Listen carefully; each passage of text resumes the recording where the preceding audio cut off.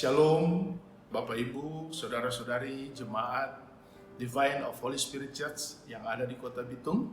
Bahkan dimanapun Bapak Ibu berada, ya bersyukur kalau pada hari Minggu ini kita boleh bertemu kembali. Kita boleh menikmati kemurahan Tuhan bagi semua jemaat Tuhan yang bisa menaikkan pujian, penyembahan kita dan menikmati hadirat Tuhan. Ya bersyukur karena kita boleh membawa mezbah mandiri kita di hadapan Tuhan, dan biarlah itu benar-benar menyenangkan dan memuliakan nama Tuhan Yesus. Dan pada kesempatan ini tentunya saya juga bersyukur karena bisa melayani dan kiranya boleh menjadi berkat bagi jemaat Tuhan, ya, dan kita semua boleh mengalami apa yang Tuhan sudah siapkan, dan itulah yang menjadi rencana Tuhan dan kehendak Tuhan dalam hidup kita semua. Pada kesempatan yang luar biasa ini, Jemaat Divine of Holy Spirit Church, ya, saya akan sampaikan seperti yang sudah saya informasikan selama 1-2 minggu kemarin, bahwa kita akan menerima kebenaran firman Allah, di mana kebenaran firman Allah ini akan berseri, ya, yang bertema tentang support system, ya, di dalam hidup kita sebagai orang percaya.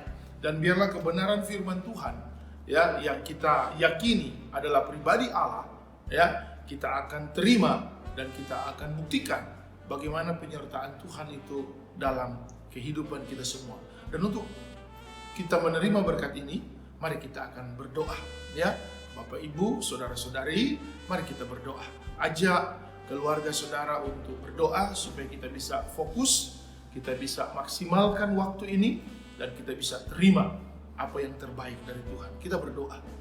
Bersyukur kepadamu ya Allah, kepada Tuhan Yesus yang baik, yang mengasihi kami semua. Kami sudah menaikkan pujian penyembahan kami sudah membawa mezbah mandiri kami di hadapan-Mu ya Allah. Biarlah kiranya itu menyenangkan-Mu, memuliakan nama-Mu, bahkan Engkau hadir di dalam kehidupan kami, di dalam Roh Kudus-Mu Engkau mengurapi kami semua, supaya kami akan terima firman Allah. Kami akan benar-benar menikmati yang terbaik, mengalami yang terbaik, dan itu semua yang akan Tuhan siapkan, Tuhan sudah kehendaki dan rencanakan dalam hidup kami. Sekali lagi, Allah Roh Kudus urapi kami dengan hikmat dan pengertian surgawi. Bahkan begitu juga hamba-Mu, Engkau perlengkapi hamba-Mu, dan sehingga kebenaran firman Tuhan ini benar-benar hanya untuk hormat dan kemuliaan bagi nama Tuhan, dan hanya untuk membawa kami semua menikmati apa yang terbaik yang sudah direncanakan dan dikehendaki Tuhan. Terima kasih Bapa. Ini doa ucapan syukur kami, dan kami semua siap untuk diberkati lewat firman-Mu di dalam Kristus Yesus, Tuhan Allah yang ajaib, firman yang hidup dan berkuasa bagi kami semua anak-anak-Mu yang sungguh-sungguh beriman, berharap, dan mengandalkan Engkau. Haleluya.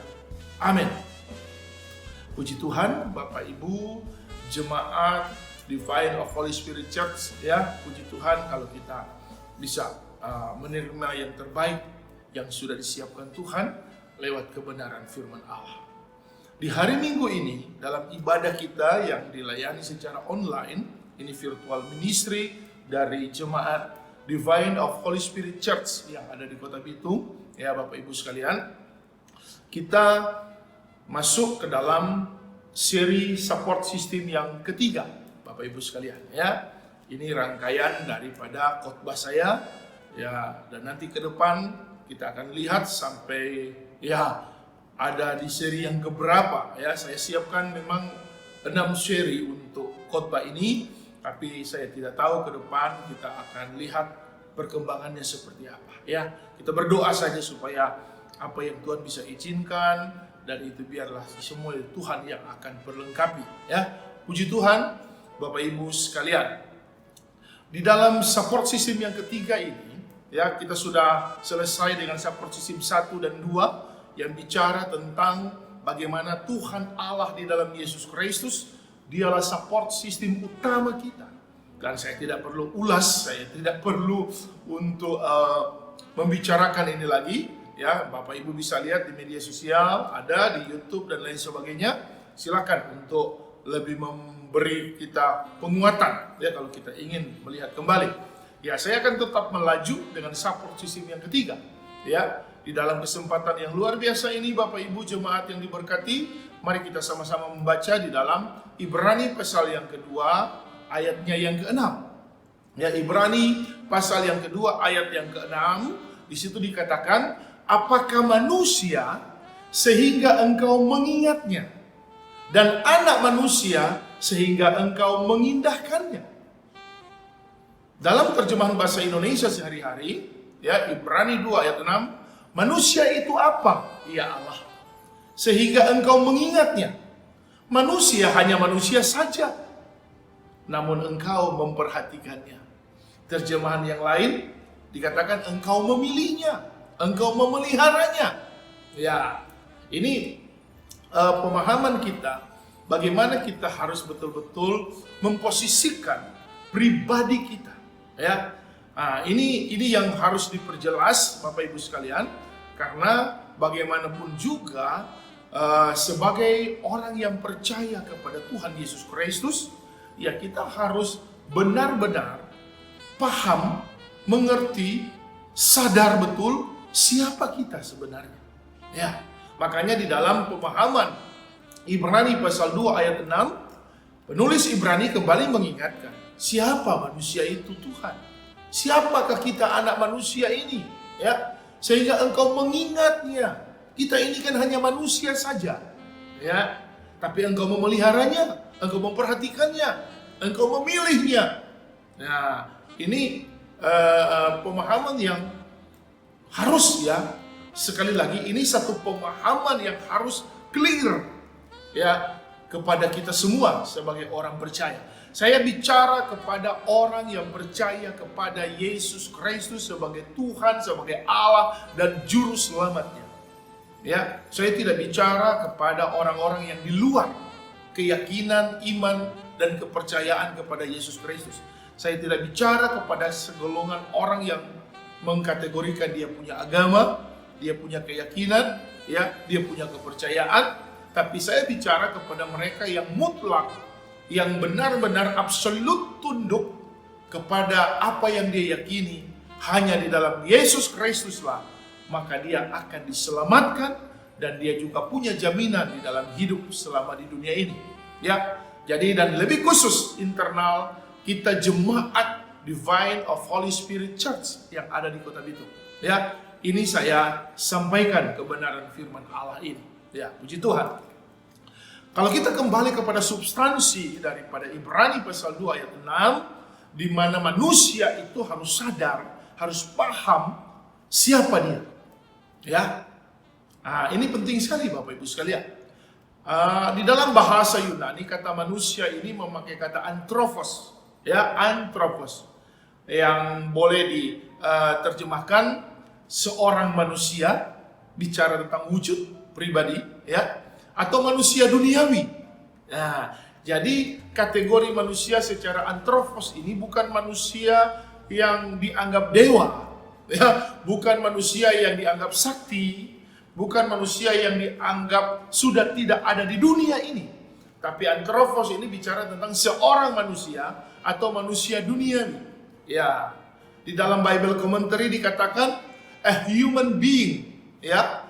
Apakah itu male or female? Ya, dan itu memposisikan sebagai human individuals, ya, bahwa manusia itu betul-betul dikategorikan manusia umum. Ya, dia perempuan atau laki-laki, tidak ada gender yang lain. Alkitab hanya memberi gender dua kategori, male or female, ya. Kemudian itu berhubungan dengan human individuals. Artinya memang secara pribadi, secara individual, manusia itu hidup dengan kategori seorang manusia, ya, atau manusia duniawi. Ya, jadi dia tidak ada dalam posisi manusia yang tidak bisa dilihat, tidak bisa mungkin tidak bisa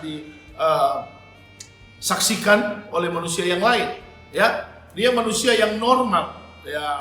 Ya, dia punya pemahaman di sini, anthropos ini, ya, seorang manusia duniawi yang dilihat dengan kasat mata, lepas dari kondisi manusia itu sendiri, secara anatomi, secara organ, ya, secara pemahaman yang berhubungan dengan fisik atau status sosialnya dan lain sebagainya.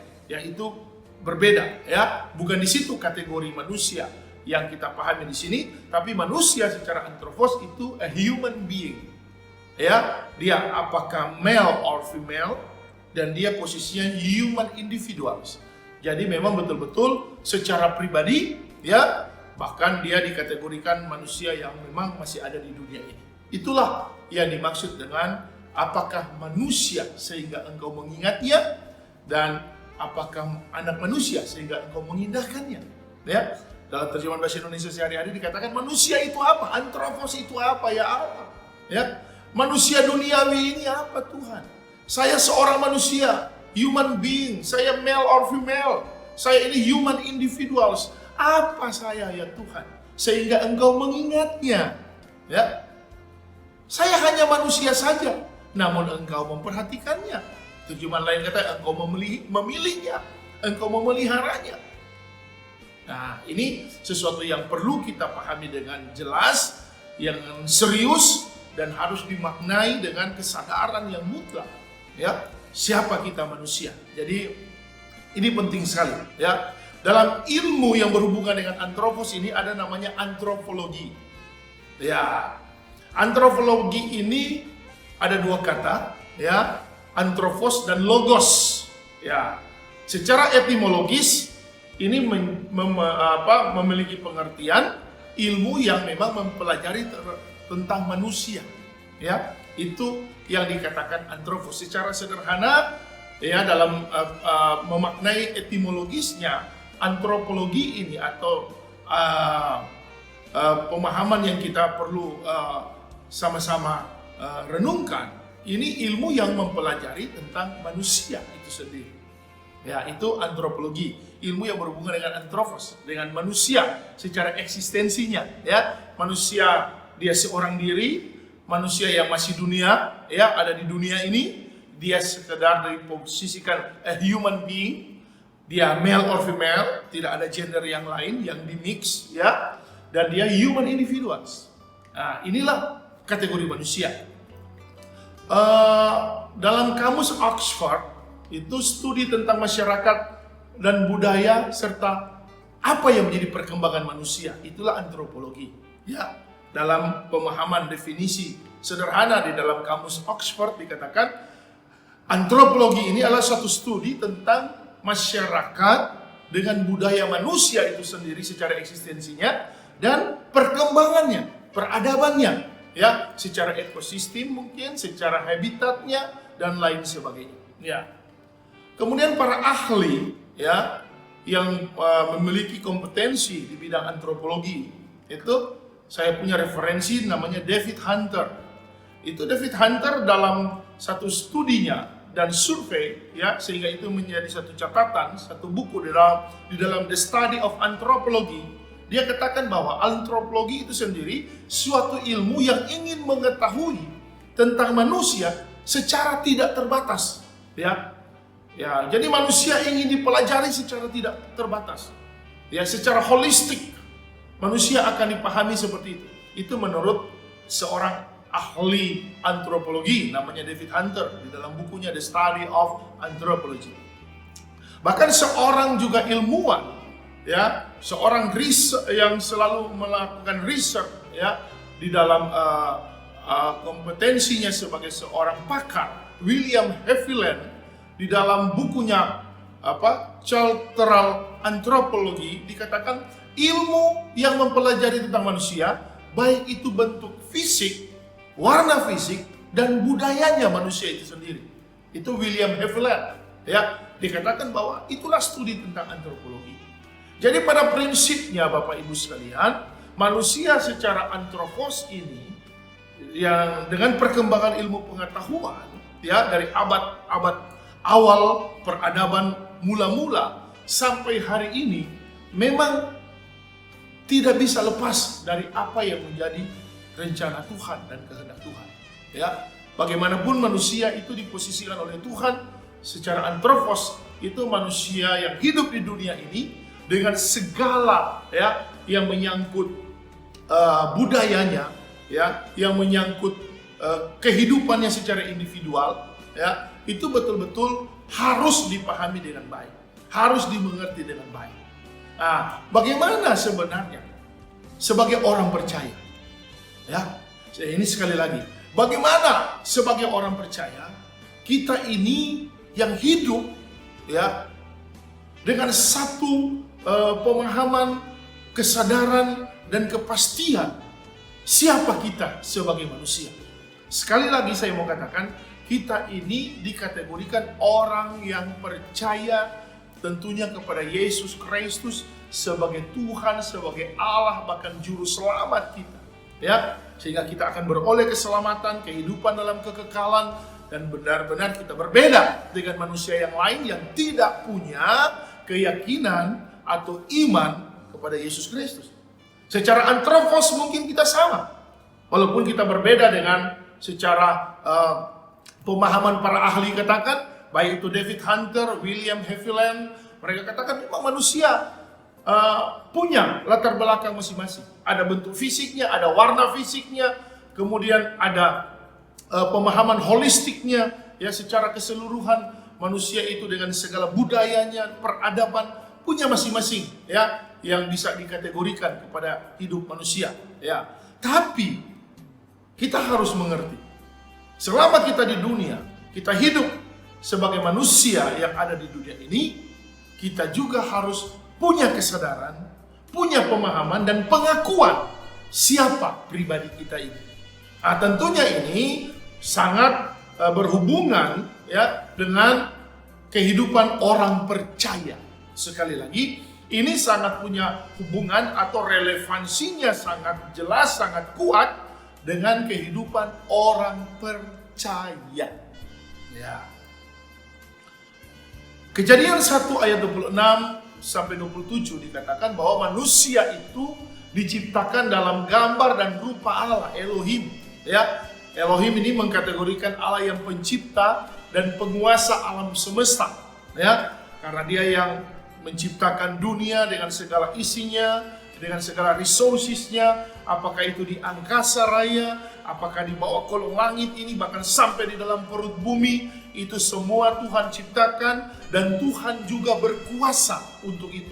Tuhan punya otoritas dan kewenangan ya untuk memanfaatkan, mempercayakan dan untuk mendistribusikan itu kepada siapa yang Tuhan kehendaki. Secara manusia itu bisa terjadi ya.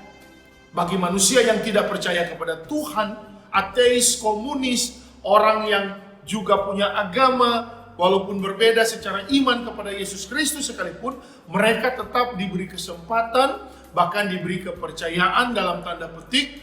Bahkan Tuhan memang memposisikan ya manusia pada umumnya itu ya bisa ya memfungsikan, bisa memanfaatkan, bahkan menikmati apa yang sudah Tuhan ciptakan ya, karena Dia penguasa, termasuk manusia dengan segala nafas hidupnya ya, Tuhanlah yang berkuasa. Nah, ini penting Bapak Ibu sekalian, karena bagaimanapun juga kita harus kembali kepada rencana Allah dalam hidup manusia. Ada banyak teori, termasuk teori Darwin yang memposisikan manusia itu berevolusi, bukan diciptakan oleh Tuhan. Ya, pada awalnya manusia itu secara embrio itu berevolusi, bukan diciptakan sebagaimana kebenaran firman Allah. Ya, diciptakan oleh Allah sendiri, serupa dan segambar. Ya, tapi kita sebagai orang percaya sekali lagi tidak pernah memposisikan manusia sebagai manusia yang ada dalam teori ini.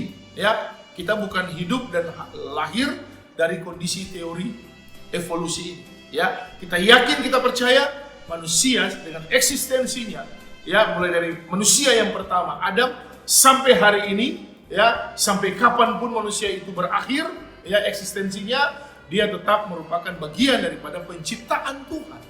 Sehingga apa yang diciptakan Allah dari awal, serupa dan segambar, ya itu betul-betul bisa dipertanggungjawabkan oleh manusia selama dia ada di dunia ini. Harusnya ini disadari, harusnya ini dipahami, harusnya ini betul-betul dapat ya dibuktikan oleh manusia. Ya. Tapi secara khusus tentunya lex specialis ini bagi mereka yang percaya kepada Yesus Kristus. Ya, bagi saya dan Bapak Ibu Saudara sekalian, secara khusus jemaat Divine of Holy Spirit Church, ya, kita harus posisikan hidup kita, eksistensi kita itu memang ada di bawah otoritas dan kewenangan daripada Allah yang Maha Pencipta itu, ya, yang adalah Allah Elohim di dalam Yesus Kristus. Sehingga ketika kita mengerti, kita harus paham, kita harus sadari tanggung jawab kita sebagai manusia harus seperti apa. Efesus 4 ayat 24. Khusus dalam terjemahan bahasa Indonesia sehari-hari dikatakan begini, ya. Hendaklah kalian atau manusia ini, ya, yang korelasinya ada di dalam Kejadian 1 ayat 26 dan 27. Manusia yang diciptakan, ya, dengan gambar dan rupa Allah. Ya, dalam Efesus 4 ayat 24 bahasa Indonesia sehari-hari, Rasul Paulus memberi penguatan kembali, mengingatkan kembali bahwa manusia ini, ya, hendaklah kalian manusia hidup sebagai manusia baru. Sekali lagi, manusia baru. Manusia baru ini adalah manusia yang dipulihkan dari posisi anthropos tadi, ya, dengan keberadaannya, ya, seorang manusia, a human being, manusia yang ada di dunia ini, ya, dia male or female, ya, no mixed gender, ya, dan dia human individuals, ya. Ketika manusia ada dalam posisi ini, dia harus paham bahwa seperti Paulus ingatkan, dia menjadi manusia baru. Manusia baru ini punya tanggung jawab. Tanggung jawabnya apa? Ya, diciptakan menurut pola Allah, yaitu dengan tabiat yang benar, lurus dan suci. Nah, itu Efesus 4 ayat 24 terjemahan bahasa Indonesia sehari-hari. Jadi manusia baru itu adalah manusia yang diciptakan kembali seperti apa yang menjadi rencana Allah sebelumnya, ya, di awal penciptaan manusia, Kejadian 1 ayat 26 dan 27 memposisikan bahwa manusia yang ada hari ini adalah manusia baru yang dapat diciptakan menurut pola Allah. Yaitu pola yang bagaimana? Gambar yang bagaimana? Nah, dikatakan yaitu dengan apa? Tabiat yang benar, lurus dan suci. Itu Efesus 4 ayat 24 terjemahan bahasa Indonesia sehari-hari. Jadi pada prinsipnya secara substansi bahwa manusia yang anthropos ini dapat hidup di dunia dengan tabiat yang sesuai keteladanan Allah. Makanya terjemahan lain katakan, ya, keteladanan, bicara tentang rupa Allah, pola Allah, ya, karakter Allah, cerminan. Saya pernah sampaikan beberapa waktu lalu, ya, cerminan Allah. Cerminan Allah ini akan difungsikan, akan terbukti, ya, di dalam tabiat, ya, sebagai manusia baru, ya, sebagai manusia baru kita harus hidup dalam tabiat Allah, ya, yaitu yang benar, ya, yang kudus dan yang suci. Nah, itu diposisikan di dalam hidup orang percaya. Kalau kita sudah masuk dalam kategori ini, Bapak Ibu sekalian, baru kita bisa pahami bahwa diri kita ini adalah support system dalam hidup kita. Ya. Memang kita punya support system utama, yaitu Tuhan Allah di dalam Yesus Kristus tentunya, yang kita sudah imani.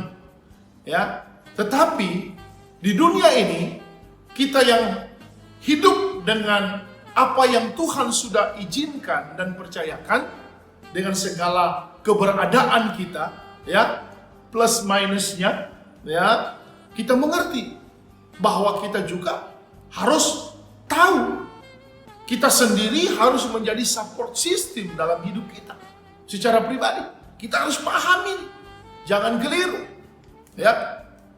Jadi Tuhan memang yang utama, tapi kita harus juga tahu, harus sadar diri kita sendiri secara anthropos ini, ya, harus menjadi support system. Nanti saya akan sampaikan kenapa secara pribadi kita perlu jadi support system. Karena ada contoh-contoh di Alkitab. Orang-orang beriman, anak-anak Tuhan, orang percaya, dia ditinggalkan oleh semua support system yang dia andalkan. Keluarganya, ya, teman dekatnya, rekan-rekan kerjanya, dan bahkan semua hal yang selama ini membuat dia merasa eksis dan hebat, itu meninggalkan dia sehingga hanya dia sendiri dengan imannya kepada Tuhan bertahan. Nah, ini yang saya katakan penting, bahwa diri kita adalah support system dalam hidup kita. Ya, tidak bisa tidak. Makanya saya harus membawa kita mengerti ini, Bapak Ibu sekalian. Ya, di dalam pemahaman ini saya kembali kepada apa yang menjadi esensi dari hidup orang percaya.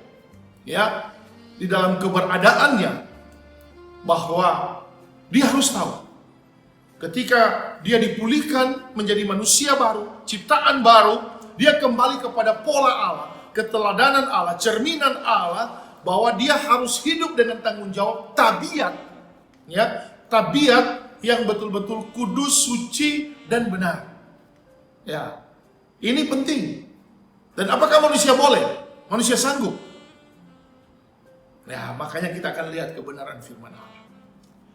Manusia yang bisa hidup dengan eksistensinya, keberadaannya, dan membuat dirinya menjadi support system bagi pribadinya, dia bisa hidup di dalam pola Allah, keteladanan Allah, cerminan Allah, sebagaimana dia menjadi ciptaan baru. Dia sangat mampu, dia sangat bisa, dia sangat punya kompeten untuk itu.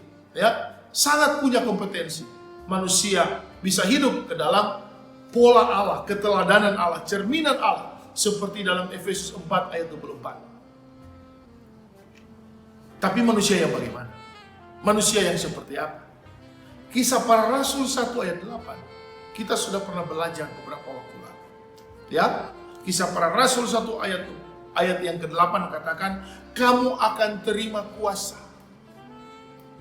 Terjemahan bahasa Indonesia sehari-hari katakan, kalian akan mendapat kuasa dari Roh Kudus. Ya, divine receiver.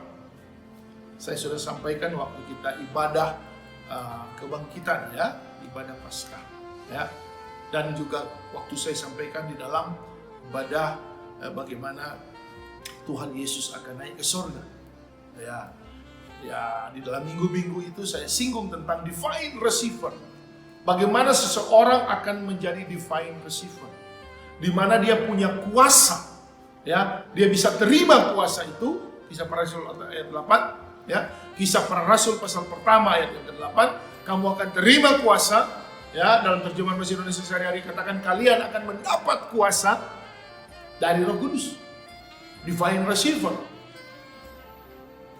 Orang yang dalam posisi ini baru boleh eksis, baru boleh hidup di dunia ini dengan segala macam tantangan, rintangan, cobaan, masalah, pergumulan, dan semua hal yang harus dihadapinya.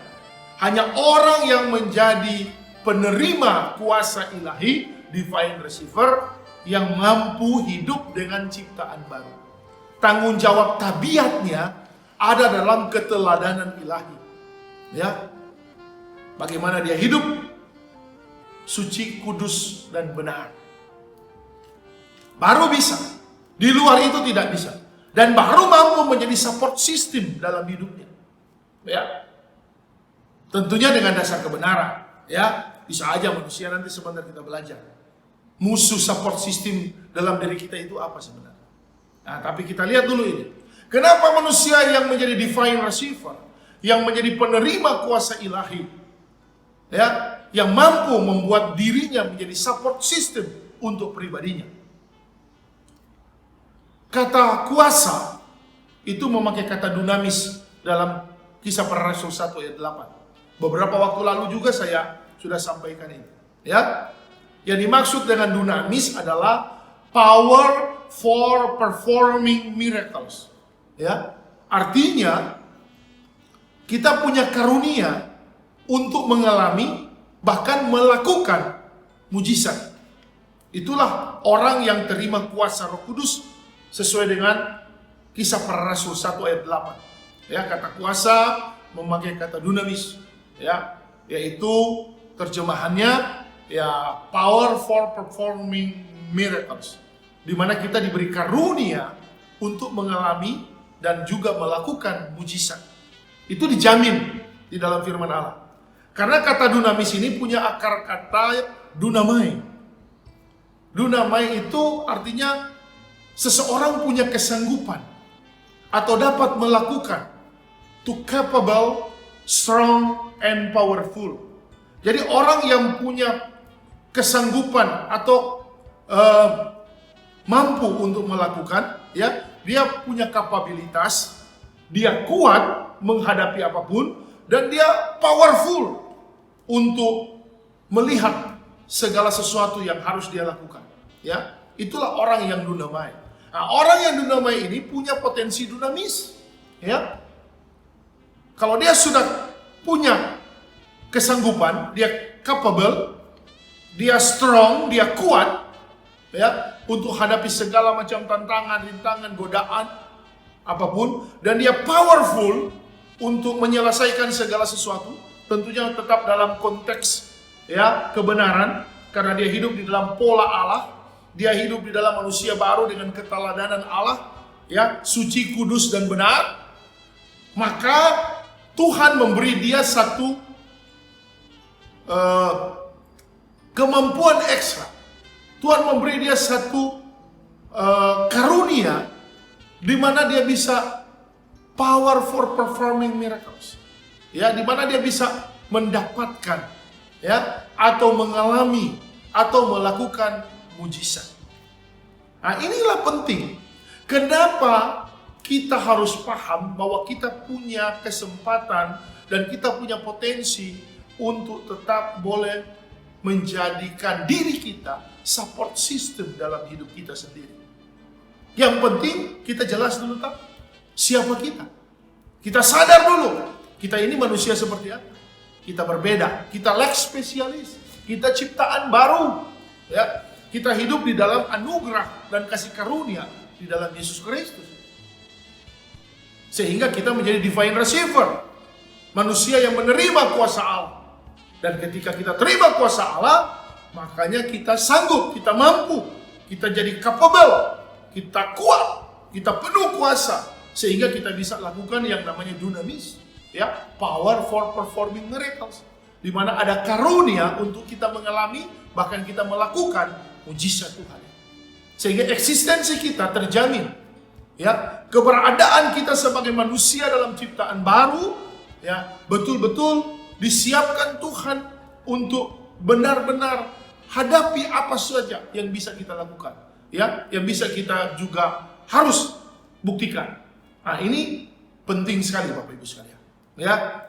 Jadi kenapa saya katakan dan saya harus garis bawahi, saya harus tekankan bahwa manusia di dalam Yesus Kristus adalah manusia yang benar-benar memiliki potensi untuk menjadi support system di dalam pribadinya, ya, di dalam hidupnya.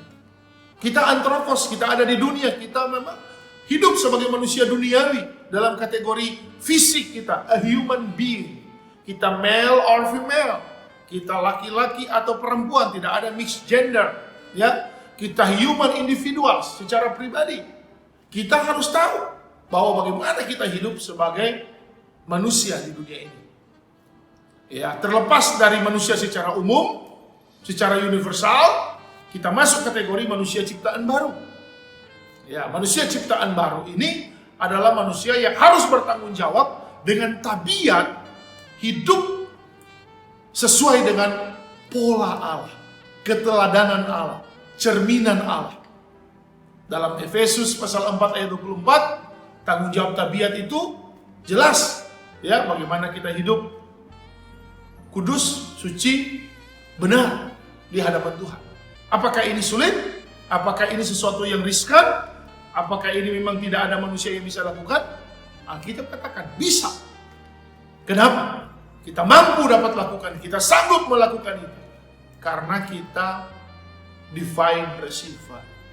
Kita orang-orang yang menerima kuasa ilahi. Kita dunamis, ya. Kita diberi potensi untuk bisa menjadi orang-orang yang punya karunia melakukan atau mengalami kuasa mujizat yang Tuhan percayakan. Nah, ini penting sekali, Bapak Ibu sekalian. Ya, karena secara prinsip setiap orang beriman ini harus mengerti juga, harus paham juga. Kita semua, saya, Bapak Ibu sekalian, jemaat DHS Church yang ada di rumah masing-masing atau bahkan dimanapun berada, ya, dalam 1 Petrus pasal pertama ayat 2 itu dikatakan bahwa setiap orang, setiap manusia yang percaya, yang beriman kepada Yesus Kristus, yang menjadi manusia baru, ciptaan baru, itu dipilih oleh Allah Bapa sesuai rencana Allah Bapa. Kemudian dikuduskan oleh Roh Kudus supaya kita taat kepada Yesus Kristus. Artinya, lewat penulisan 1 Petrus 1 ayat 2, kita harus tahu, kita harus paham. Kalau kita menjadi ciptaan baru, kita diberi kesanggupan untuk hidup sebagai manusia dalam keberadaannya di dunia ini, dengan segala sesuatu yang akan diizinkan Tuhan, ya kita ini harus sadar, kita dipilih oleh Allah, supaya kita taat kepada Yesus Kristus di dalam iman, kasih karunia dan anugerahnya, agar kuasa Roh Kudus itu bekerja dalam hidup kita. Nah, ini penting sekali. Karena tidak semua manusia akan ada dalam konteks ini. Ya, Alkitab sudah katakan, banyak yang dipanggil tapi sedikit yang terpilih. Bahkan Alkitab katakan, ya, apa yang terdahulu akan jadi terkemudian. Apa yang terkemudian akan menjadi terdahulu. Kenapa? Karena ada seleksi ilahi yang akan menunjukkan bagaimana orang-orang yang memang masuk ke dalam rencana Allah. Hanya mereka yang bisa mempertahankan, membuktikan bahwa dialah manusia ciptaan baru, yang hidup di dalam pola Allah, yang hidup dalam keteladanan Allah, di dalam cerminan Allah, sesuai standar Efesus 4 ayat 24, karena kita menurut 1 Petrus 1 ayat 2 dipilih oleh Allah, ya, supaya memang kita hidup di dalam semua hal yang menjadi rencana Allah dan kehendak Allah. Nah, ini penting Bapak Ibu sekalian, ya, karena tidak semua manusia dipilih Allah untuk hidup menjadi ciptaan baru dan harus memiliki tanggung jawab tabiat, ya, dalam hidupnya selama di dunia ini, ya, seperti apa yang Tuhan mau. Tidak semua. Di dalam Roma 8 ayat 33, Bapak Ibu sekalian, ini lebih menunjukkan kapasitas dan eksistensi kita sebagai support system untuk pribadi kita, ya, untuk diri kita sendiri, ya. Roma 8:33 katakan begini, tidak ada seorang pun di dunia ini yang dapat menggugat, mengganggu atau mempersalahkan orang-orang pilihan Allah, ya. 1 Petrus 1 ayat 2, kita ini dipilih oleh Allah untuk taat dan hidup dikuduskan di dalam Roh Kudus. Dipilih. Nah, dengan kategori orang yang dipilih oleh Allah seperti ini, Roma 8 ayat 33 mengatakan, sebagai orang yang dipilih Allah, kita tidak bisa digugat, dipersalahkan, ya, atau mungkin membuat kita seakan-akan menjadi manusia yang tidak mampu bertahan di dunia ini, ya. Tidak ada seorang pun menurut Roma 8 ayat 33. Kalau kita dipilih oleh Allah, dunia tidak sanggup untuk membuat kita menjadi orang-orang yang kalah, ya, karena kita dipilih oleh Tuhan. Yang bisa membuat kita menjadi orang yang kalah, yang bisa membuat kita tidak menerima semua yang disiapkan Tuhan, yang direncanakan Tuhan, yang bisa membuat kita menjadi orang yang tidak bisa eksis selama kita hidup di dunia ini, ya, hanya adalah diri kita sendiri. Hanya itu. Kita tidak bisa salahkan orang lain, kita tidak bisa salahkan hal-hal yang eksternal. Makanya saya katakan tadi, hidup kita sebagai anak Tuhan, sebagai orang percaya, yang menjadi support system dalam hidup kita adalah pribadi kita. Walaupun kita tahu tentunya Tuhan yang paling utama. Tapi kita tidak bisa salahkan apa yang ada di luar kita. Ya, mau keluarga kah, suami, istri, orang tua, anak-anak, teman, kerabat, atau bahkan gereja dan lain sebagainya. Tidak bisa. Kata yang bisa menggagalkan sebuah hal yang menjadi potensi, yang menjadi resources dalam hidup kita, ya, hanyalah diri kita sendiri. Jadi yang bisa membuat diri kita eksis dan kita sadar kita punya support system dalam hidup ini, dan itu dijamin oleh Tuhan karena kita divine receiver, kita orang-orang yang diberi kemampuan, kesanggupan untuk bisa melakukan dan mengalami kuasa mujizat yang Tuhan memang sudah siapkan dan pasti Tuhan percayakan. Kita akan gagal untuk itu kalau diri kita sendiri yang mau menggagalkan. Ya. Selama kita pertahankan sesuai dengan standar yang Tuhan memang sudah ajarkan lewat kebenaran firman-Nya, ya kita pasti paham. Kita pasti mengerti. Tapi memang diri kita sendiri juga yang perlu kita renungkan.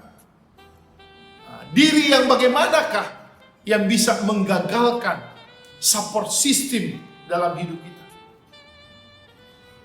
Alkitab jelas menulis, Bapak Ibu sekalian. 1 Petrus 2 ayat 1. Ya, dikatakan di situ dalam surat 1 Petrus 2 ayat 1. Buanglah segala kemunafikan. Kemunafikanlah yang akan membuat support system dalam diri kita itu menjadi tidak berguna. Bahkan justru akan menggagalkan diri kita sendiri. Tidak akan bermanfaat, tidak akan berfungsi. Ya. Kemunafikanlah yang akan membuat support system dalam hidup kita invalid. Ya, tidak berguna. Makanya 1 Petrus 2 ayat 1 katakan, buanglah kemunafikan itu. Kata buang, ya, kata buanglah ini dalam terjemahan Yunani memakai kata apotitemi. Artinya kuburkan, tanggalkan. Jangan pernah ada, jangan pernah hidup kemunafikan dalam diri kita. Yang dimaksud dengan kemunafikan itu apa? Bahasa Yunaninya memakai kata hupokrites, ya, atau ada juga hupokrisis, ketidaktulusan, tipu muslihat, berkhianat, berpura-pura, seolah-olah jujur, kelihatannya benar. Itulah hupokrites atau hupokrisis. Buanglah, kuburkanlah, tanggalkanlah, ya, apa yang menjadi ketidaktulusan hati kita, tipu muslihat dalam pikiran kita, pengkhianatan terhadap orang-orang yang harusnya kita hormati dan kasih, berpura-pura, seolah-olah benar, seolah-olah jujur, padahal semuanya kebohongan. Itulah kemunafikan. Mazmur 26 ayat 4, Daud bilang begini, Bapak Ibu sekalian, bahwa Daud tidak bergaul dengan orang munafik. Daud tidak bergaul dengan orang munafik. Ya. Bahkan Galatia 2 ayat 13 dikatakan, kemunafikan itu cepat menular. Petrus atau Kefas yang dimaksud dalam Galatia 2 ayat 13 itu menularkan kemunafikan kepada orang-orang Yahudi, termasuk Barnabas yang sebenarnya harus bertobat, malah harus hidup di dalam kemunafikan karena tertular dari Kefas, dari Petrus, sehingga Paulus meninggalkan mereka. Jadi sangat punya resiko yang berbahaya kalau kemunafikan itu masih ada dalam hidup seseorang. Karena dia akan menjadi musuh bagi support system. akan menjadi musuh. Makanya jelas Daud sendiri katakan dalam Mazmur 26 ayat 4, dia tidak bergaul dengan orang munafik. Kenapa? Karena Galatia 2 ayat 13 katakan, kemunafikan itu menularnya sangat luar biasa, sangat cepat dan membahayakan. Ya mungkin hari ini lebih bahaya dari virus COVID-19. Ya, saya tidak tahu. Tapi itu yang penting untuk kita renungkan dan antisipasi. Makanya dikatakan dalam 1 Petrus 2 ayat 1, buanglah, ya, apotitemi, kuburkanlah, tanggalkanlah hipokrisis itu, kemunafikan itu, ketidaktulusan itu, tipu muslihat itu, pengkhianatan itu, berpura-pura, kelihatannya benar, kelihatannya tulus, padahal ada kejahatan di balik. Nah, ini sangat-sangat fatal dalam hidup seseorang karena akan membunuh support system dalam hidupnya. Divine receiver yang dia miliki, di mana dia punya kuasa Allah untuk sanggup, untuk mampu, bahkan dia pasti dapat melakukan dan mengalami mujizat Tuhan, akan hilang, akan otomatis tidak pernah lagi bisa dia lakukan karena kemunafikan akan membunuh support system itu. Ya, nah ini penting Bapak Ibu sekalian. Apa yang menjadi standar Yesus menilai orang munafik? Nah, kita belajar dari firman Allah. Ya, apa yang menjadi standar Yesus menilai orang munafik? Lukas 12 ayat 24 dikatakan bahwa burung gagak itu diberi makan oleh Tuhan. Ya, dia tidak pernah menanam, tapi dia bisa menuai dan lain sebagainya. Pada prinsipnya burung aja di udara itu bisa diberi makan oleh Tuhan. Ya. Kemudian di dalam ayat 27 dari Lukas pasal 12 dikatakan bunga bakung itu juga dipelihara, ditenun dengan indah. Bahkan Salomo yang punya kekayaan, yang punya kehebatan, yang punya lifestyle mewah, tidak pernah ada jubah atau gaun atau pakaian yang seindah bunga bakung. Artinya, bunga bakung itu dipelihara Tuhan dengan luar biasa. Dari dua contoh ini, burung gagak dan juga bunga bakung, ini representasi makhluk hidup. Satu hewan, satu tumbuhan. Ya kan? Satu hewan, satu tumbuhan. Nah, ini standar yang dipakai oleh Yesus untuk menilai. Ya. Bagaimana dengan orang munafik? Alkitab katakan kalau kita baca Matius 23 mulai ayat 13 sampai ayat 33. Bahkan di ayat 33 jelas ditulis bahwa orang munafik itu dihukum di dalam neraka. Kalau kita baca Matius 23 ayat 13 terus sampai 33 menunjukkan standar yang dilihat, standar yang dipakai oleh Tuhan Yesus untuk menilai orang munafik. Harusnya kalau saya mau coba lihat, saya mau coba renungkan dan memberi satu kesimpulan sederhana. Kalau burung di udara dipelihara, diberi makan, bunga bakung di taman dipelihara, ditenun Tuhan begitu indah, kedua makhluk hidup yang mewakili binatang dan tumbuhan bisa begitu diperhatikan Tuhan.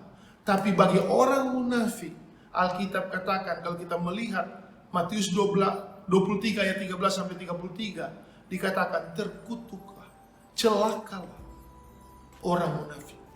Bahkan di dalam ayat 33 hukumannya pasti di neraka. Kenapa Tuhan punya standar yang lebih rendah daripada binatang dan tumbuhan bagi orang munafik? Ya, bagi burung dipelihara, bagi tumbuhan itu begitu indah dibuat Tuhan. Tapi bagi orang munafik, Alkitab memberi standar yang Yesus katakan, celakalah, terkutuklah, dan masuk ke neraka. Kesimpulan sederhana, hidup orang munafik lebih rendah dari binatang dan tumbuhan. Itu standar Alkitab. Kita tidak usah pakai referensi ya para filsuf atau orang teokrat yang lain yang hebat, yang mereka ilmuwan, tidak usah. Ya, nanti dipikir itu ada hal-hal yang terkontaminasi dengan ilmu pengetahuan. Kita pakai standar firman Allah dan kita pakai apa yang diakui, yang dilihat dan dinilai oleh Yesus Kristus sendiri. Nah, ini penting. Kenapa kemunafikan akan menjadi musuh bagi support system dalam hidup kita secara pribadi? Karena bagi Yesus pun orang munafik itu standarnya lebih rendah dari hewan, dari burung, dan juga dari tumbuhan. Bahkan mereka berujung di neraka. Makanya jelas Daud katakan, aku tidak bergaul dengan orang munafik. Ya, dalam Mazmur 26 ayat 4. Bahkan dikatakan dalam Galatia 2 ayat 13, kemunafikan itu akan menular dengan cepat. Dia akan membawa korban-korban yang lebih banyak. Ketika Petrus Kefas munafik, dia membuat tertular kepada orang-orang Yahudi dan termasuk Barnabas yang bertobat waktu itu. Sehingga Paulus harus meninggalkan mereka. Jadi ini penting Bapak Ibu sekalian. Ini harus kita pahami dengan baik. Supaya kita betul-betul memposisikan hidup kita menjadi orang-orang yang mengerti rencana Allah. Dan yang lebih bahaya, Alkitab bilang, Matius 6 ayat 2 sampai 16 kalau kita mau baca. Kemunafikan itu justru terjadi, lebih mudah terjadi, lebih gampang terjadi. Bahkan itu bisa menjadi pusat kemunafikan adalah rumah ibadah. Bukan saya yang bisa katakan ini, ya, bukan saya baca dari buku-buku referensi, tapi dari Alkitab. Baca Matius 6 ayat 2 sampai 16. Itu menunjukkan bagaimana orang-orang yang hidup dalam rumah ibadah menjadi orang-orang yang munafik. Ya. Bagaimana di situ ada pelayanan, orang-orang yang berdoa, ada keuangan, ada orang-orang yang dipercayakan, ada Yudas, ada orang Farisi, ada ahli Taurat. Justru mereka yang harusnya bertanggung jawab dengan kehidupan yang menjamin orang untuk hidup dalam ciptaan baru, mengenal iman yang sesungguhnya untuk dipulihkan sebagai manusia yang nantinya bisa mengalami bahkan melakukan mujizat, ya, karena akan menjadi divine receiver, malah mereka terjebak dengan kemunafikan, ya, mereka menjadi tidak tulus, penuh tipu muslihat, berkhianat, berpura-pura, tidak jujur. Dan ini berhubungan dengan orang-orang yang ada dalam rumah ibadah. Matius 6 ayat 2 sampai 16 jelas. Nah, ini penting Bapak Ibu sekalian. Ya. Karena kemunafikan memang pasti akan membunuh support system dalam hidup kita secara pribadi. Kita harus hindari. Alkitab katakan di dalam 1 Petrus 2 ayat 1, buanglah kemunafikan. Kuburkanlah, tanggalkanlah kehidupan kita yang hipokrisis atau hipokritas itu. Di mana ada ketidaktulusan, ada tipu muslihat, ada pengkhianatan, ada kepura-puraan, ada kebohongan, karena semua itu akan berujung ke neraka. Matius 23 ayat 33. Karena memang itu bersumber dari si jahat. Ya. Kemunafikan itu bersumber hanya dari satu bapa, yaitu si jahat, iblis. Dan Roh Kudus tidak akan pernah bekerja, kuasa Allah tidak akan pernah bekerja kepada orang munafik. Bahkan tidak mempan. Karena kemunafikan itu merupakan kesadaran yang harus dilakukan oleh seseorang yang sadar, yang paham, yang mengerti kalau dia ini divine receiver. Di mana ada support system dalam hidupnya yang harus berfungsi, yang harus bermanfaat, yang harus dia gunakan. Penting sekali Bapak Ibu sekalian. Ya.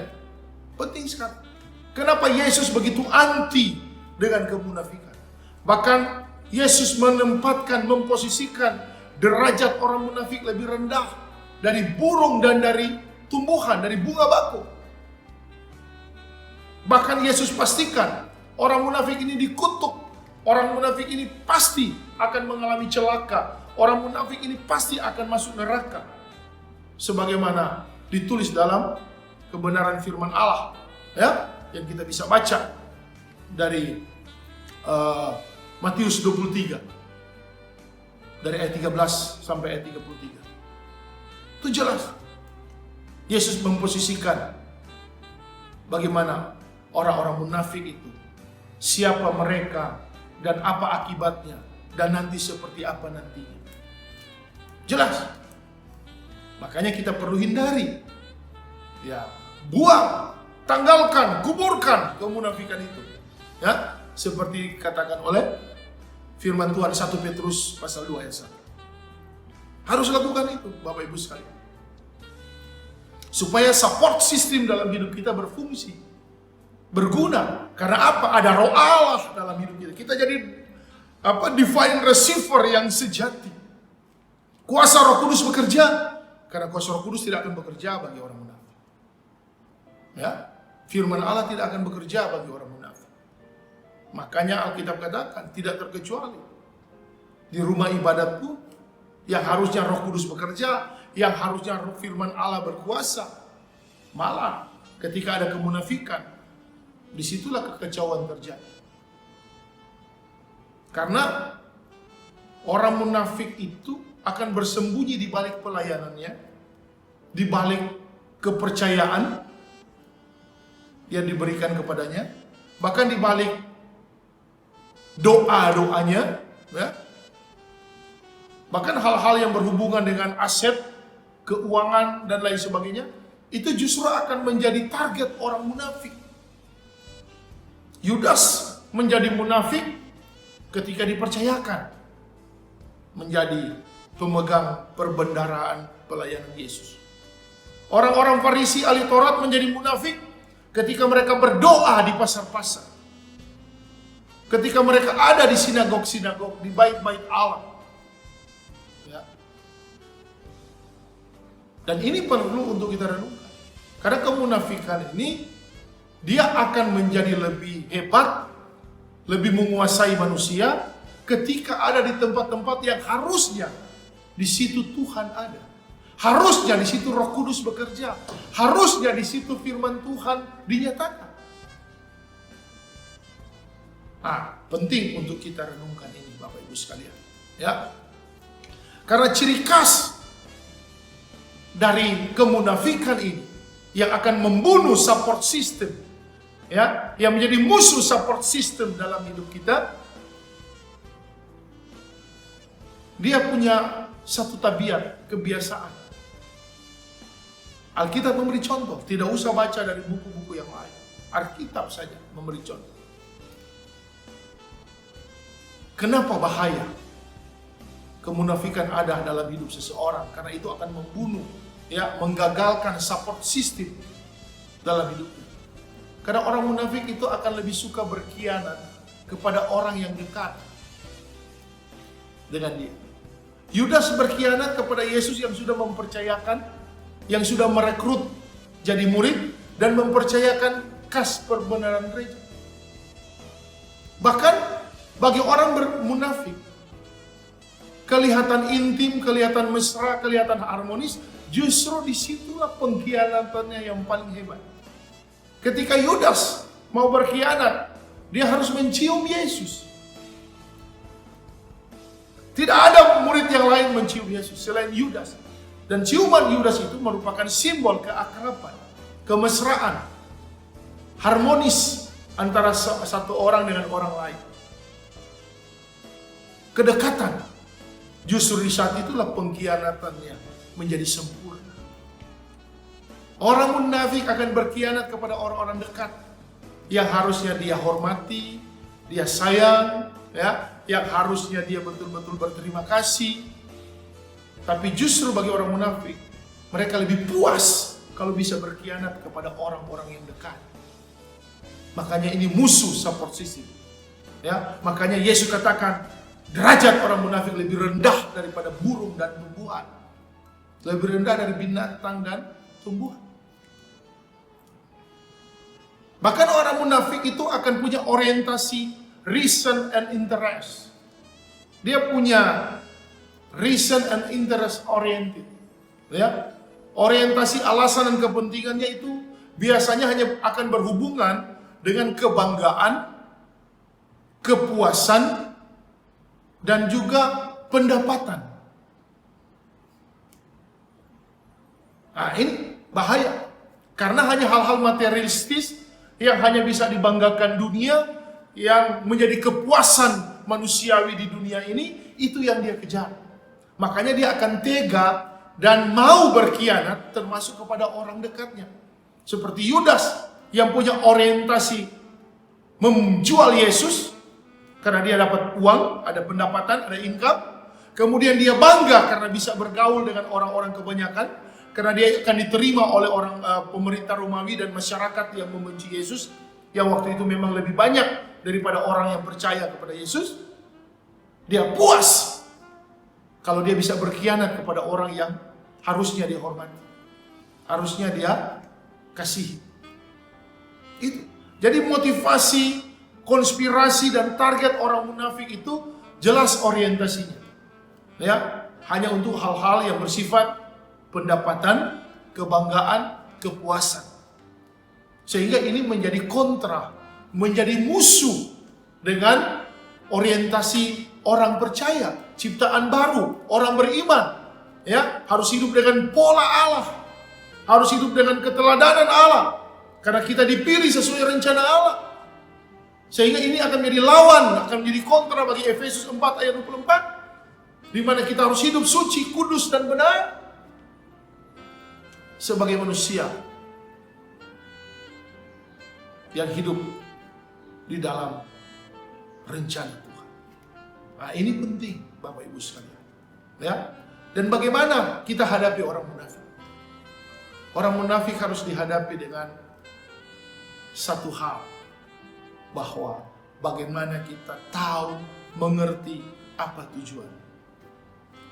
Makanya Daud bilang, aku tidak mau bergaul dengan orang munafik, karena penularannya ya hebat. Tujuannya untuk betul-betul membuat bukan dirinya korban, karena dirinya sudah pasti korban, tapi harus ada orang lain. Makanya dia butuh konspirasi, ya, dia butuh motif, dia butuh target. Yang berhubungan dengan apa? Pendapatan, kebanggaan, kepuasan. Dan dia akan menjadi puas kalau itu orang dekatnya. Seperti yang Yudas lakukan. Makanya pengkhianatan yang paling sadis adalah dari seorang yang munafik. Karena orang munafik, dia punya rasa tega. Karena dengan tega dia puas. Yang penting apa yang dimotivasinya, alasannya dan kepentingannya itu betul-betul bisa dia nikmati. Karena memang mereka masuk neraka, itu masalahnya. Derajat hidupnya lebih rendah dari burung dan tumbuhan, dari bunga bakung, kata Yesus Kristus. Ya. Nah, ini kita perlu tahu. Dan Yesus tidak pernah berlama-lama dengan orang munafik. Yudas hanya 3,5 tahun bersama Yesus. Dan mungkin hanya sekitar 1-2 tahun belakangan dia mulai dipengaruhi dan dia mulai termakan, sehingga dia mulai merasa motivasinya menjadi tidak seperti awalnya Yesus merekrut dia, ya. Apalagi ketika dia sudah dipercayakan menjadi bendahara bagi pelayanan Yesus, ya semua itu akan membuat dia menjadi lupa diri, sehingga tidak lama. Dan memang kita tidak bisa berlama-lama dengan orang munafik, karena nanti kita akan jadi korban. Karena jelas destinasi akhir orang munafik itu neraka. Kalau kita mau masuk surga, ya kita harus jangan bergaul bilang sesuai dengan apa yang dikatakan oleh Daud. Karena dia akan menularkan kemunafikan itu dan membuat kita jadi korban. Bagi saya tidak akan pernah lama dengan orang munafik. Ya, tidak akan pernah lama. Ikut standar Yesus paling lama 2-3 tahun. Setelah itu kita harus ambil keputusan, atau kita harus lihat perkembangannya. bagaimana kehidupan seorang yang munafik. Tanda-tandanya jelas. Ya, bagi kita yang mengerti firman, kita bisa paham, kita bisa lihat tabiatnya, karakternya, ya, bagaimana dia berorientasi kepada hal-hal yang berhubungan dengan pendapatannya, kepuasannya, ya, dia merasa punya kebanggaan dengan hal-hal yang sifatnya masih ya dipengaruhi oleh duniawi, hal-hal yang duniawi ini, yang fana ini. Makanya dia akan tega, dia akan rela, dia akan lakukan hal-hal yang bisa berkhianat. Karena itu memang tabiat orang munafik, ya, hipokritos, ya, penuh tipu muslihat, ada ketidaktulusan, berpura-pura. Kalaupun dia kelihatan baik seperti Yudas, ketika ada seorang perempuan memecahkan minyak yang wangi, Yudas protes. Itu minyak mahal, bisa diberikan kepada orang miskin. Padahal kita katakan, justru dia akan mencuri uang itu. Kelihatan baik, ya, kelihatan tujuannya bagus, tapi nanti apa yang akan dia lakukan justru bertentangan dengan itu. Ya, itulah orang munafik. Makanya Yesus katakan, orang munafik itu standarnya, levelnya, derajat hidupnya lebih rendah dari burung gagak dan dari bunga bakung. Bahkan NDM pada akhirnya mereka akan masuk neraka. Dan kita tidak bisa bergaul dengan mereka. Yesus punya waktu hanya 2-3 tahun dengan Yudas. Setelah itu Yudas mati dengan keadaan ususnya terburai ke tanah karena dia menikmati hasil uang kemunafikan. Dan kita tidak perlu merasa kompromi dengan orang munafik. Orang munafik ketika kita berbelas kasihan justru dia lebih bisa berkhianat karena ada kepuasan di situ. Ada kebanggaan dia di situ. Yang penting motifnya, konspirasinya dan targetnya jelas. Di situ dia punya pendapatan, di situ dia punya kebanggaan, di situ dia punya kepuasan. Dan bagi orang munafik memang pada prinsipnya dia statusless. Dia kehilangan status. Yudas kehilangan status sebagai murid Tuhan. Orang Farisi, ahli Taurat kehilangan status sebagai pemimpin-pemimpin agama Yahudi. Semua orang munafik akan kehilangan status. Sebagai suami dia akan kehilangan status, sebagai istri dia kehilangan status, sebagai jemaat dia kehilangan status, sebagai pemimpin gereja dia akan kehilangan status. Karena statusnya itu akan tertukar dengan kepentingannya. Statusnya itu akan tertukar dengan kepuasannya. Statusnya akan tertukar dengan semua yang menjadi tujuannya. Makanya ini perlu kita renungkan. Kemunafikan akan membunuh support system dalam hidup kita secara pribadi. Makanya Yeremia 17 ayat 5 katakan, terkutuklah orang yang mengandalkan manusianya hanya berorientasi kepada kemunafikan. Bapak Ibu sekalian, ini penting, ya. Kita perlu renungkan ini. Kita perlu pahami ini dengan baik. Support system dalam hidup kita adalah pribadi kita. Sebelum kita nanti akan melihat support system yang lain yang diizinkan Tuhan, ada keluarga, termasuk keluarga inti, keluarga besar, ada teman, kerabat, partner bisnis, ada orang-orang yang bekerja dengan kita bersama-sama, ada teamwork kita, ada jemaat, ya, ada pelayan yang lain. Nah, tapi harus penting dulu. Semua yang bisa menjadi support system di luar kita, yang paling utama adalah Tuhan, dan yang paling penting diri kita. Tapi kemunafikan akan membunuh semua support system. Itu musuh bagi support system. Dan kita jangan pernah kompromi dengan alasan apapun. Ya, Yesus Kristus aja yang maha kasih, panjang sabar, maha penyayang, pengampun, memberi kesempatan Yudas hanya kurang lebih 2-3 tahun. Setelah itu Yesus biarkan. Dan Yudas mati dengan keadaan yang sangat tragis. Karena bagi orang munafik, tidak ada cara lain. Roh Kudus tidak akan bekerja. Firman Tuhan tidak akan mempan. Pelayanan-pelayanan rohani itu hanya akan menjadi sesuatu yang ditertawakan.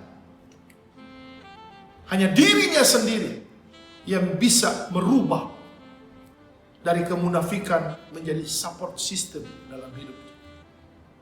Kuburkan, tanggalkan, buanglah ya kemunafikan itu. 1 Petrus 2 ayat 1. Jelas. Ini penting Bapak Ibu sekalian. Ya, kita perlu paham ini dengan baik. Kita perlu yakini dengan segala sesuatu yang luar biasa. Saya akan akhiri khotbah saya Bapak Ibu sekalian.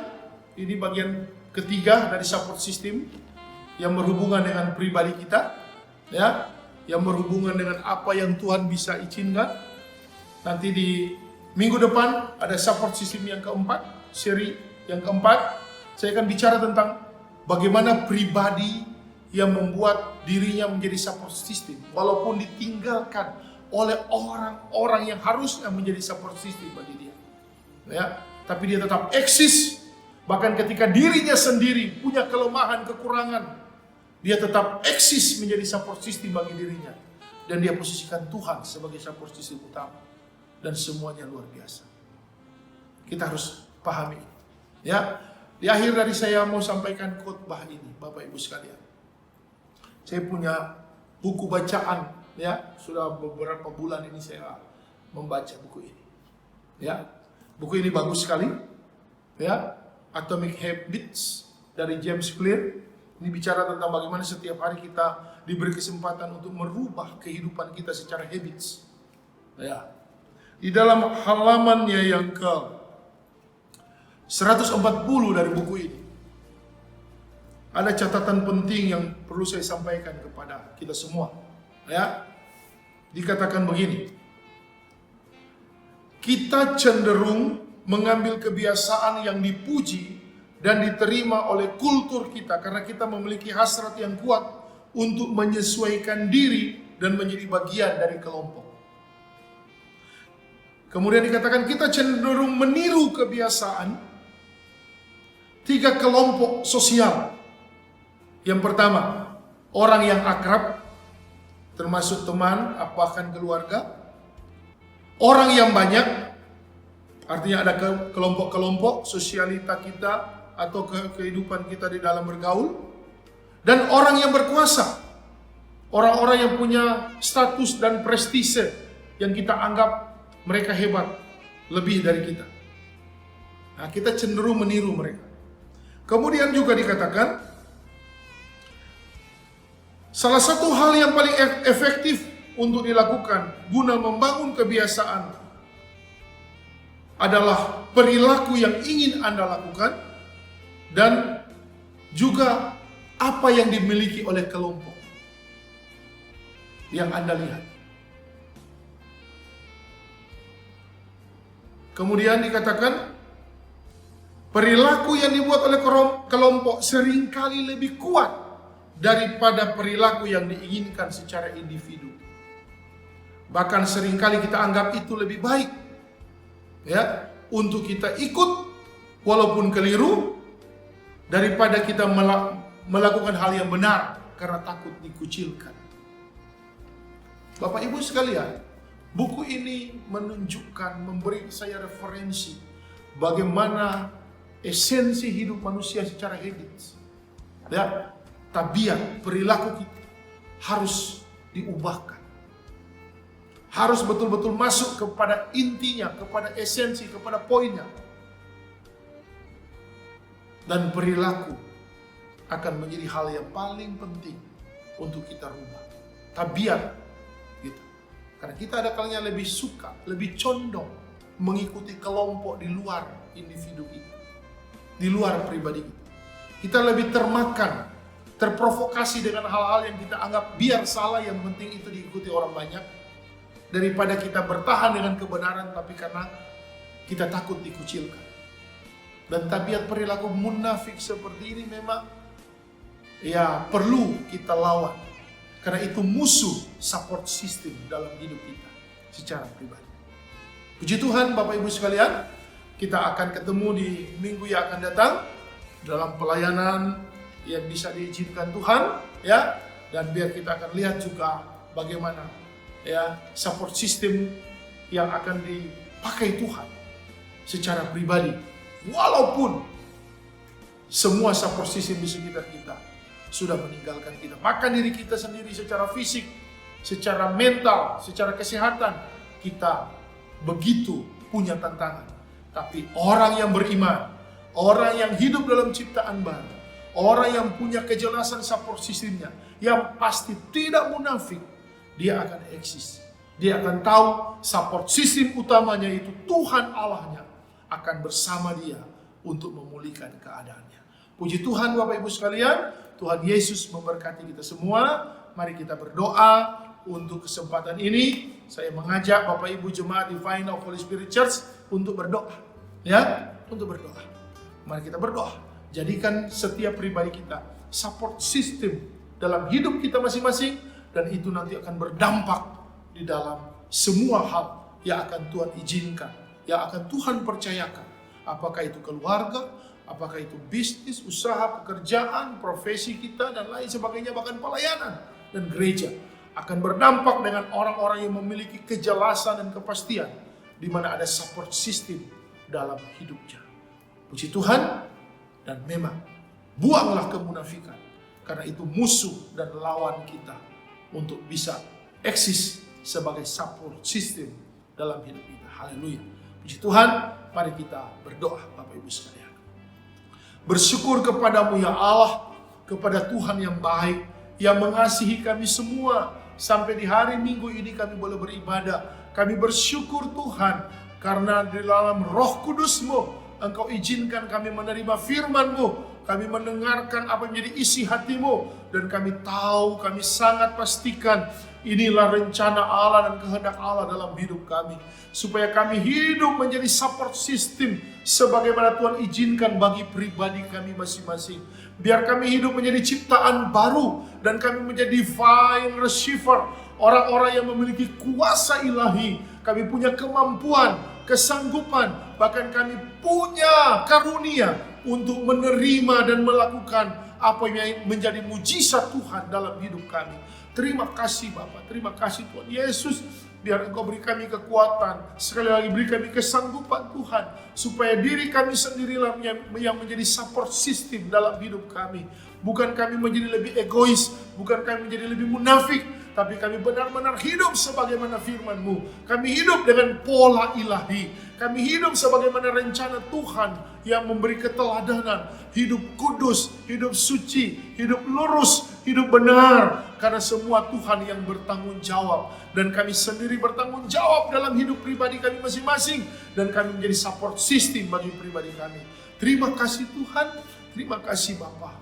Terpuji-pujilah nama-Mu. Diberkatilah firman-Mu di dalam setiap pribadi kami yang mau mendengarkannya, bahkan melakukannya. Dan Allah Roh Kudus yang akan menjadi penolong kami, supaya kami punya kesanggupan Tuhan untuk berbuat sebagaimana firman Tuhan. Terima kasih Allah, terima kasih Tuhan Yesus. Terpuji-pujilah nama-Mu.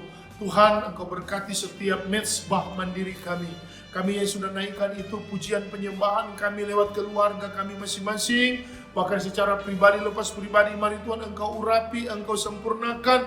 Dan biarlah nama Tuhan yang ditinggikan, nama Tuhan yang dimuliakan, yang diagungkan. Dan terima kasih Tuhan untuk semuanya. Bahkan setiap jemaat-Mu ya Bapa yang sudah beribadah, kami semuanya disempurnakan Tuhan. Biarlah semua kami diberkati dengan kesehatan, kekuatan, hikmat, akal budi, damai sejahtera dan sukacita daripada Tuhan. Setiap pribadi lepas pribadi dibuat berhasil, dibuat sukses, diberkati. Apa yang menjadi profesi, karir, pekerjaan, tugas, dinas, ya bisnis, usaha, sekolah, kuliah, bahkan semua yang dicita-citakan di hadapan Tuhan kami serahkan. Dan Tuhan buat berhasil, Tuhan buat luar biasa. Dan biar kami kembalikan untuk hormat dan kemuliaan bagi nama-Mu. Bahkan setiap keluarga dan rumah tangga diberkati dengan kebahagiaan, kerukunan, keharmonisan. Dan semua hal yang Tuhan sudah nyatakan diberkati di masing-masing keluarga dan rumah tangga, suami istri dari jemaat-Mu. Terima kasih Bapa, terima kasih Tuhan Yesus. Terpujilah nama-Mu. Berdoa dan kami bersyukur Tuhan, atas semua kebaikan Tuhan dan kasih sayang Tuhan. Biarlah Engkau sempurnakan pelayanan kami di jemaat-Mu Divine of Holy Spirit Church yang ada di Kota Bitung. Engkau berkati semua jemaat-Mu, Engkau berkati semua hamba-hamba-Mu dan pelayan-Mu, dan semua orang yang benar-benar mau mensupport, mendukung, yang bisa bekerja sama, yang solid, dan mau melakukan semua yang tulus dengan ikhlas. Dan biarlah Tuhan tolong agar kami percaya segala sesuatu Tuhan bisa rencanakan. Dan kami percaya Bapa, di keadaan dan situasi yang seperti ini, Tuhan yang punya kehendak, Tuhan yang punya rencana, sehingga semua hal yang terbaik akan Engkau nyatakan. Engkau akan jauhkan orang-orang yang dipenuhi dengan roh kemunafikan, mereka yang berpura-pura, mereka yang tidak bisa melakukan tindakan-tindakan sesuai kehendak Tuhan dan rencana Tuhan. Mari Tuhan Engkau pulihkan, kalau perlu Tuhan jamah, Engkau bawa mereka untuk kembali hidup sebagaimana rencana-Mu. Tapi Tuhan, kami percaya Engkau yang mengerti yang terbaik. Pasti Engkau lakukan yang terbaik untuk pekerjaan-Mu, untuk pelayanan-Mu yang ada di Divine of Holy Spirit Church yang ada di Kota Bitung. Terima kasih Tuhan Yesus. Terima kasih Bapa. Sekali lagi kami serahkan bangsa negara kami, Provinsi Sulawesi Utara dan Kota Bitung secara khusus ke dalam tangan Tuhan. Biar Tuhan tolong, Tuhan jamah, dan Tuhan berkati supaya segala sesuatu menjadi lebih baik, segala sesuatu menjadi lebih kondusif, dan Tuhan buat apapun yang menjadi ancaman bangsa ini, baik itu COVID-19 maupun kondisi dan keadaan ekonomi, bahkan keadaan keamanan dan lain sebagainya, kami serahkan dalam tangan Tuhan. Tuhan yang berbuat yang terbaik, sehingga hanya nama Tuhan yang akan ditinggikan, yang akan dimuliakan, yang akan diagungkan di tengah-tengah bangsa dan negara kami, bahkan di Provinsi Sulawesi Utara dan di Kota Bitung. Kami percaya akan lebih banyak orang-orang yang percaya kepada Tuhan Yesus Kristus karena kuasa Allah yang akan dinyatakan. Terima kasih Tuhan, terima kasih Bapa, terpujilah nama-Mu. Sekali lagi Tuhan, sempurnakan ibadah kami, pelayanan kami, sempurnakan segala sesuatu untuk hormat dan kemuliaan hanya bagi nama Tuhan Yesus Kristus yang adalah Gembala Agung, yang adalah juga yang menjadi pemimpin gereja kami yang utama, gereja kami yang pasti dibawa Tuhan untuk menjadi luar biasa. Terima kasih Tuhan, terima kasih Bapa.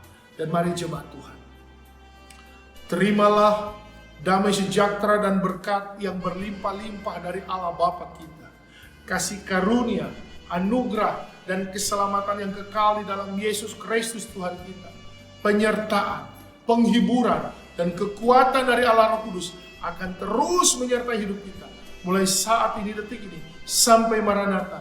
Tuhan Yesus datang kembali kedua kalinya menjemput anak-anak Tuhan yang tetap hidup di dalam iman kepadanya, hidup di dalam kebenaran firman-Nya, beribadah melayani, dan selalu hidup di dalam pembelaan dan pertolongan Tuhan. Haleluya. Amin. Puji Tuhan, Bapak Ibu sekalian, jemaat Divine of Holy Spirit Church yang ada di Kota Bitung, bahkan bagi Bapak Ibu sekalian yang ada bersama keluarga di rumah masing-masing atau pribadi lepas pribadi yang mungkin sedang beraktivitas ya di mana saja kita berada, bersyukur ya kita boleh selesai beribadah, kita sudah menikmati kemurahan Tuhan, hadirat Tuhan lewat mezbah mandiri kita yang kita naikkan lewat pujian dan penyembahan kita di setiap keluarga ya, bahkan di setiap pribadi. Bahkan ada firman Allah yang sudah kita dengar dalam kesempatan yang luar biasa ini. Izinkan Allah Roh Kudus bekerja, menguasai pikiran dan hati kita, bahkan seluruh hidup kita, supaya firman Tuhan ini betul-betul berdampak, menjadikan setiap pribadi kita adalah support system di dalam hidup kita masing-masing. Ya, bahkan mari kita lihat, ada musuh di dalam support system ini. Ada yang harus kita tanggalkan, kita buang, kita kuburkan. Dan jangan sampai itu malah menguasai kita. Ya, kita harus punya keputusan dan kepastian untuk hidup di dalam apa yang menjadi kebenaran firman Allah. Saya mau sampaikan kepada kita semua sebagai informasi gereja bahwa saya masih berkoordinasi dengan beberapa jemaat dan pelayan di gereja tentang kesiapan kita untuk nantinya bisa menyesuaikan dengan kebijakan pemerintah dalam hal kegiatan beribadah. Tapi memang sampai minggu ini, detik ini pun saya tahu pemerintah Kota Bitung dan juga di Sulawesi Utara, ya, Bapak Gubernur juga menyampaikan bahwa masih belum memungkinkan memang untuk daerah-daerah tertentu termasuk di Bitung untuk melaksanakan ibadah secara komunitas, ya, ibadah dalam arti kita berkumpul dengan jumlah yang cukup banyak, ya, bahkan dengan target maksimal 30 orang sekalipun sekarang ini belum bisa, ya. Saya mendapatkan informasi terakhir, ya, jadi kita masih perlu untuk menyesuaikan karena tren COVID-19 lagi naik, lagi meningkat di Provinsi Sulawesi Utara, begitu juga di Kota Bitung. Bahkan ada orang-orang yang dikonfirmasi positif justru para medis, ada dokter, ada perawat dan lain sebagainya. Jadi ini juga penting Bapak Ibu sekalian, tapi kita tidak perlu terlalu khawatir, kita tidak perlu menjadi orang yang paranoid, ya, menjadi orang yang terlalu tergesa-gesa untuk takut, ya, karena kita juga harus hidup, ya, dengan eksistensi yang Tuhan percayakan, dengan segala hal yang harus kita pertanggungjawabkan. Tapi kita harus lebih hati-hati, kita harus lebih punya tanggung jawab secara pribadi, kebersihan diri, ya, kebersihan lingkungan sekitar kita, terutama di tengah keluarga. Begitu juga kita harus punya pemahaman protokol COVID yang lebih baik, yang lebih memadai, supaya kita lebih bisa punya tingkat preventif dan antisipatif yang lebih maksimal. Ya, ini perlu Bapak Ibu sekalian. Ya, dan saya juga mau sampaikan, memang gereja sedang mempersiapkan, ya, ruang gereja untuk bisa pelayanan kita ke depan. Kalau memungkinkan, kita sudah akan siapkan secara properti, ya. Nanti ke depan saya berharap kita bisa dukung dalam doa semuanya, supaya ketika waktu memungkinkan untuk kita bisa beribadah, walaupun maksimalnya 30-40 orang, ya, kita akan atur, kita akan desain bagaimana bentuk pelayanan, dan juga secara tempat ibadah kita akan atur, ya, supaya memungkinkan semuanya dengan baik sesuai dengan arahan kebijakan yang menjadi standar, ya, COVID-19. Semua ini kita akan tetap berusaha, berupaya. Yang penting kita bisa berdoa dan tentu bisa bekerja sama, Bapak Ibu sekalian, ya. Minimalisir informasi-informasi yang menyesatkan, ya, apalagi yang menciptakan pemahaman-pemahaman yang membuat kita jadi munafik. Ya, minimalisir.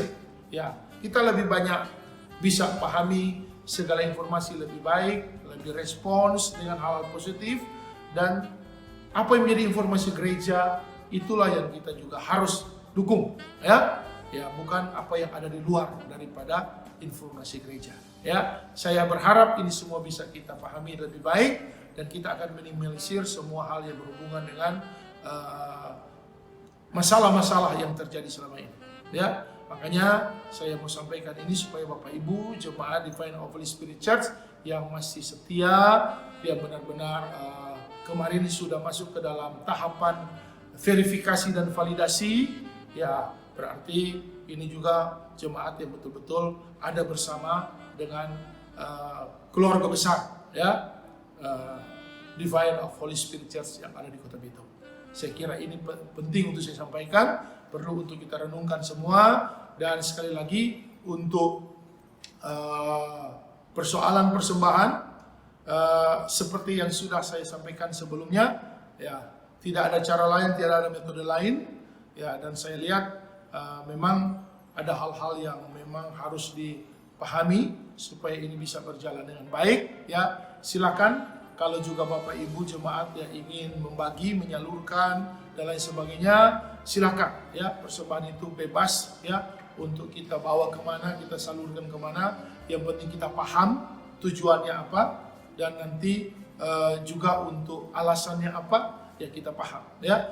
Menaburlah di tanah yang subur, ya, bukan memperkaya manusia, ya, termasuk apakah itu hamba Tuhan apakah itu orang biasa, ya, tapi menaburlah di tempat-tempat yang betul-betul ada manfaat, ada orang-orang yang memerlukan, atau bahkan keluarga kita, diri kita yang perlu, ya, lakukan itu, Bapak Ibu sekalian, ya. Ya, kita perlu untuk new normal secara pemahaman firman, new normal dalam pelayanan, new normal ya di dalam bergereja, berjemaat, ya. Jadi seperti saya katakan tadi, bagi Tuhan Yesus persembahan itu rasanya hampir tidak ada sesuatu yang penting, ya. Seorang pengkhianat yang munafik diberi kepercayaan untuk memegang persembahan, karena bukan itu tujuannya. Ya, makanya ini penting ya kita renungkan. Ya, ini harus kita pahami supaya semuanya bisa berjalan dengan baik. Kita tetap berdoa, kita tetap percaya ada rencana Allah di balik semua hal yang diizinkan Tuhan seperti ini.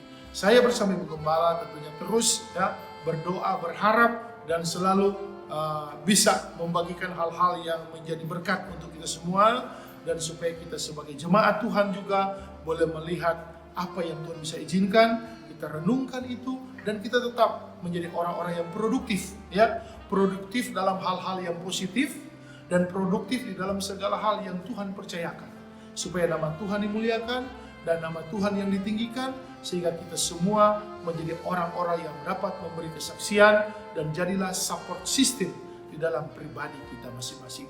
Tuhan Yesus memberkati kita semua. Happy Sunday and God bless you all.